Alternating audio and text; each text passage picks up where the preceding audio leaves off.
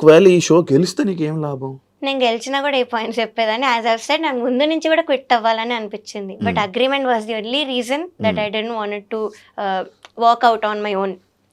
So చాలాసార్లు eliminate అయిపోతే కూడా బాగుండు అన్న రోజులు కూడా ఉన్నాయి ఈ షోలో. ఇక్కడ ఎపిసోడ్ పేమెంట్ ఏమి ఉండదన్న, విన్నర్ అయితేనే మీకు పేమెంట్.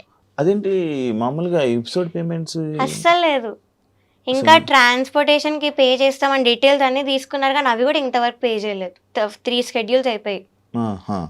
సో ఎపిసోడ్ పేమెంట్ అయితే అస్సలు లేదు. ఎపిసోడ్ పేమెంట్ కాదు అంటే ఈ డేస్ అన్ని వేస్టే. అచ్చా అంతే. సో విన్నర్ కానీ రన్నర్ కానీ అయితేనే మీకు డబ్బులు. కొన్ని షోస్లో రన్నర్కి కూడా ఇవ్వరు. ఎంత విన్నర్కి? దీనిలో విన్నర్ 20 lakhs అనౌన్స్ చేశారు. సెకండ్ ప్రైజ్ 5 lakhs అనౌన్స్ చేశారు. ఓకే, నువ్వు స్టార్టింగ్ చేసావు కదా షోస్, వాటికి ఎంత ఇచ్చేవాళ్ళు అన్ని విన్నర్స్? 2011లో నేను విన్ అయినప్పుడు 2 lakhs ఇచ్చారు ఫస్ట్ ప్రైజ్కి. సై అంటే సైలో కూడా అంతే సేమ్. అప్పుడు ఆ ఇయర్స్లో అంతే ఉండేది ఫస్ట్ ప్రైజ్ అంటే. సో సూపర్ సింగర్లో 10 lakhs వచ్చింది లాస్ట్ ఇయర్. సో ఇది 20 lakhs పెట్టారు ఈసారి.